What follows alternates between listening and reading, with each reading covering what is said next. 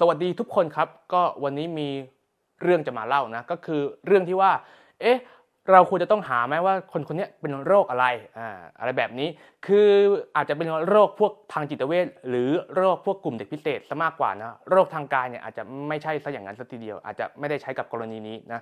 ก็คือไข้หวัดมะเร็งอะไรเงี้ยอาจจะไม่เกี่ยวอันนี้เป็นโรคพวกทางจิตใจนะก็คืออย่างนี้ครับมีคนคนหนึ่งเขาได้มาคุยกับผมว่าเนี่ย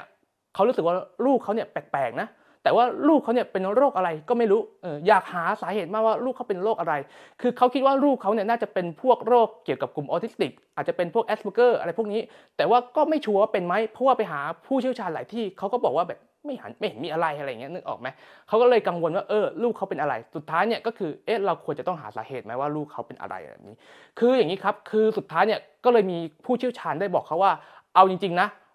เราไม่ต้องไปรู้หรอกว่าเขาเป็นโรคอะไร ไม่ต้องไปหาเลยว่าเขาเป็นโรคอะไรไม่จำเป็นต้องไปหาเอาเป็นเพียงแค่ว่าถ้าเกิดว่าเราเห็นจุดอ่อนตรงไหนเราก็พัฒนาเขาตรงนั้นแค่นั้นก็เพียงพอแล้วก็คือเราเห็นว่าเขาขาดด้านนี้เราก็พัฒนาเขาในส่วนนั้นก็เพียงพอแล้วไม่ต้องไปหาหรอกว่าเขาเป็นโรคอะไรไม่จำเป็นต้องไปหาเขาก็เลยมาปรึกษาคุยเล่นกับผมอะไรอย่างนี้ว่าผมคิดยังไงอย่างนี้สำหรับผมเนี่ยผมจะตอบครับผมคิดว่าไม่ครับเราควรจะต้องหาครับว่าเป็นโรคอะไรแต่มีแต่ทำไมผู้เชี่ยวชาญเขาถึงตอบแบบนั้นกลับมาล่ะมันมีที่มาที่ไปครับว่าทำไมเขาถึงพูดแบบนั้นนั่นก็เพราะว่าถ้าหากว่าเขารู้หรือใครรู้ว่าเป็นโรคอะไรแล้วคนมักจะติดกับดักตัวหนึ่งครับก็คือกับดักที่ว่าตีตราว่าเป็นโรคนั้นคนจะติดกับดักตรงนี้เยอะมากเลยเพราะฉะนั้นเนี่ยสมมุติว่าเขารู้นะครับว่าสมมุติว่าเราหาสาเหตุเจอว่าลูกเขาเนี่ยสรุปเป็นออทิสติกขึ้นมาก็อาจจะเกิดการตีตาเลยว่าเด็กคนนี้เป็นออทิสติกนึกออกไหมมันก็อาจจะเกิดการแบ่งแยกเกิดขึ้นหรือว่าอาจจะเกิดการที่ว่าแบบคุณแบบจะพัฒนาได้เหรอคุณทำสิ่งนี้ไม่ได้เหรอเพราะว่าคนคนนี้เป็นออทิสติกอะไรแบบนี้มันอาจจะเกิดสิ่งนี้เกิดขึ้นมันก็เลยเป็นการหา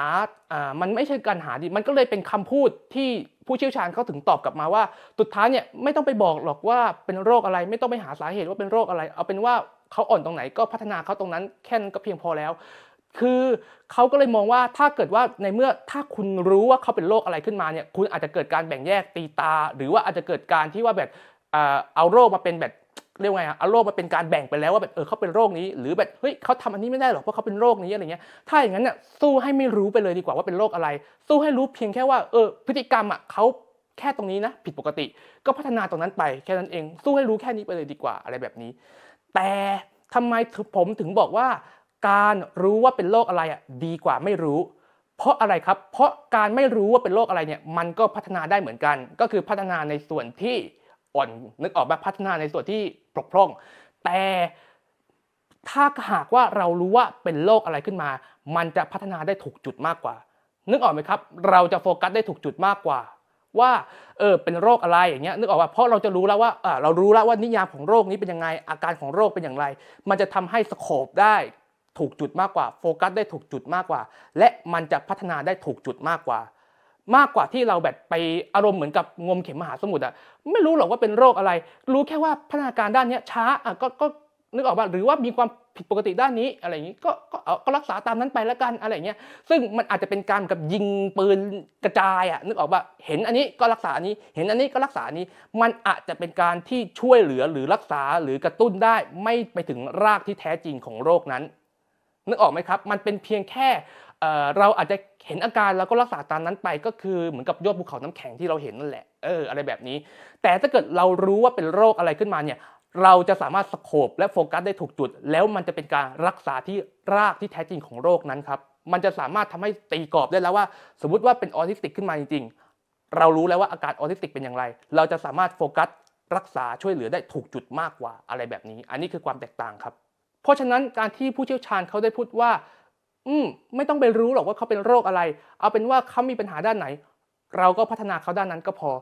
มันก็ไม่ใช่สิ่งที่ผิดนะคือเขาพูดแบบนี้ก็ถูกเพราะอะไรเพราะถ้าเกิดว่าเขาพูดว่าเด็กคนนี้เป็นโรคนี้ขึ้นมาบางทีมันก็อย่างที่ผมบอกไปว่าคนอาจจะไปติดกับตรงนั้นขึ้นมาอะไรแบบนี้ทำให้แบบเนาะก็อาจจะเกิดการแบบลูกทำไม่ได้หรอกลูกฉันเป็นอันนี้แล้วอะไรเงี้ยมันจะมุมมองของคนเราจะไม่เหมือนกันเพราะคนเราถ้าเกิดรับรู้แล้วว่า คนคนนี้เป็นอะไรขึ้นมามุมมองจะเป็นอีกแบบหนึ่งเลยนึกออกใช่ไหมอาจจะเกิดการแบบมองว่าแบบโอ้เกิดการแบบมองแบบเนกาทีฟได้อะไรแบบนี้เพราะฉะนั้นน่ะมันอาจจะเป็นทริคหนึ่งของผู้เชี่ยวชาญที่ว่าเขาอยากจะให้มองอย่างนั้นมากกว่าว่าสุดท้ายก็ไม่ต้องไปรู้หรอกว่าเป็นอะไรคนเราแต่ละคนมันก็ไม่มีใครปกติหรอกมันก็มีความแปลกๆมีความ